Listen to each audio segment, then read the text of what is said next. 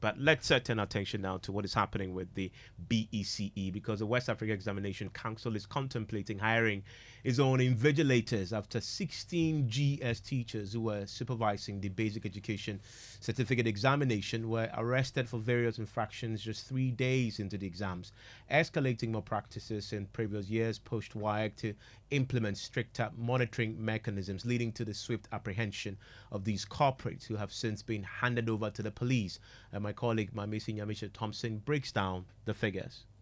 According to WAEC, 16 invigilators and teachers have been apprehended for various breaches. The centers they were arrested at include Save Our Souls Educational Center, BECE. Their 3 teachers were picked up for trying to assist the candidates. Also at Jenny Senior High School Center, 2 invigilators were apprehended for taking snapshots of the English language question papers and posting them on a WhatsApp platform named Kurasoma JHS.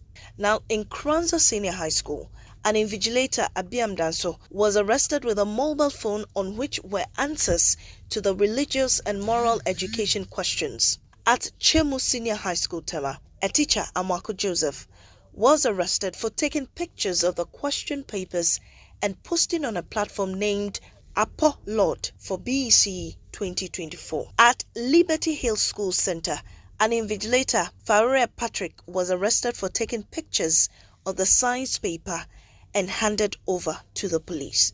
At Jache Pramso Senior High School Center in the Ashanti region, an invigilator, Danso Emmanuel, had a phone on him in the examination hall, while Mensa Emmanuel had pieces of paper on which were answers to the questions of the English language paper. Now, Santo Basic School Center teachers from Desvi International School were found on their school bus solving the science questions for onward transmission to their students in the examination hall. All these people, they say, have been reported to the police and are being processed for court.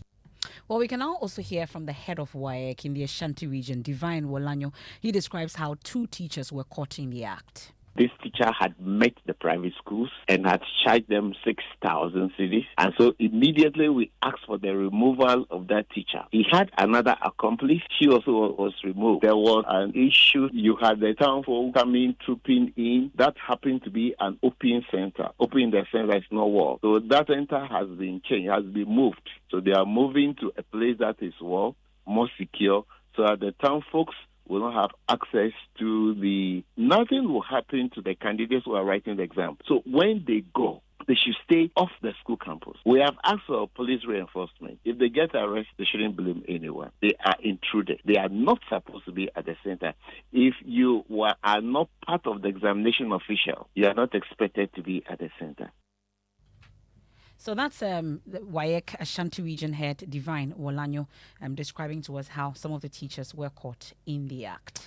And let's bring in John Kapi, he's the head of public affairs at WAEC, joins us right now. And Kapi, have you made more arrests? Yes, thank you very much. Good evening to your listeners. Yes, we have made 2 more arrests in the central region. We are yet to get our monitors to give us details of these people, and then we can put that in the public domain. This brings the number to 18? Yes, that's what it is, yeah. Is this unprecedented? You could say so, because in previous years, we actually did not register this number. Now, previously, we got hints that these things were going on at the examination centers. We decided this time around to send a warning and also to increase our presence around the examination centers. Probably that is the reason we've been able to apprehend this number within a short period of time. This must alarm you, and understand that you've met the GES on this. How did that go? Well, there was a call or a meeting between the head of office and the Director General Ghana Education Service, and he was of the opinion that once any of these people had breached the rules of the examination, the law should take its course. So I believe that at least we are on the same page as far as maintaining sanity at the centers is concerned. Beyond that, we are going to prepare a list of these people who have breached the rules and then present same to the Ghana Education Service for further disciplinary action, because GES is the professional institution that takes care of the teachers. And you've told us that WAEC, because of what you're now witnessing, you're now considering hiring your own invigilators for future exams? Yeah, these are issues that have come up. Again, I've always told the media that all of these plans have financial implications. So if we are going to be assured of funds, why not? We'll be able to recruit our own invigilators, train them very well, and so we'll be able to take swift action whenever we find anybody, going contrary to the rules that we have set for the examination. And you then going to impose stricter measures if you have the funds. That's to suggest that GES in recruiting these invigilators is not being strict enough in the clearance process and the way that people are selected and vetted. Yeah, the partnership between us and GES indicates that the GES will provide for us supervisors and invigilators, and then we'll do the other technical bit of it, preparing the questions and then sending them to examination centers. But as we are observing, a lot of these teachers probably either they've not been screened or not been briefed properly, or are simply being dishonest. But then we believe that they are not up to the task. And so if there's an opportunity, why not? We should be able to recruit our own invigilators and supervisors. And stay with me. Kofi Asare is Executive Director of the Africa Education World. Kofi, so what you're hearing here, you hear John Kapi says, well, it sounds unprecedented, but they put in place stricter mechanisms now, and so he's finding out these invigilators who have been attempting to corrupt the process. What's your own reading of what is happening now? Hello, Kofi. Okay, we don't have Kofi on the line right now. We'll try and get him back. But I have with me Jacob Anaba. He's a vice president of the National Association of Graduate Teachers. Hello, Jacob. Can you hear me, Jacob? Yeah, I can. Great. Jacob, are some of your own members... Kofi, just a second. Jacob, are some of your own members invigilators in the ongoing BECE? Good evening, Evans, and good evening to your listeners. Of course, we have members across the levels of the pre-tertiary education, so we'll have some to be our members. I do not know those who are involved presently, so I cannot tell whether we have our members, but we have our members at all the levels, so it's possible. This must alarm you to hear that only in 3 days, 18 invigilators, teachers, have been apprehended. It's worrying. It's really disturbing. One wonder why a teacher will go to a length of trying to help the students in the classroom when they are writing their exams. The teacher's work stops when the students enter the classroom to take the exams. And that is when you measure your output, the work you've done over the years. If you follow the students into the classroom to teach them, pass the exam, then how do you measure what you have taught over the years? It means you have failed as a teacher. I don't know what the motivation is. If it is for money, then it is very shameful. Because I don't know how much these students could contribute to give to a teacher to change your fortune. If it is for fame, I doubt if you get that fame through helping the student to pass exam, because at the end of the day, when they go higher, they will be found out and they cannot continue. So there is no motivation for a teacher to be involved in exam malpractice.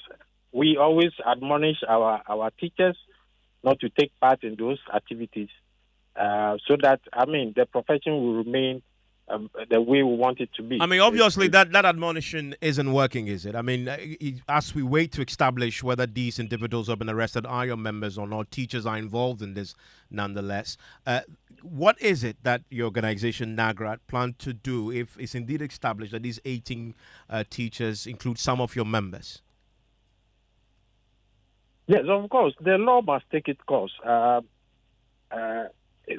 If you agree to take part in the examination, then you have a contract with the GES as an invigilator. And the contract has its terms and conditions, and you must be ready to face them. So the law must take its course.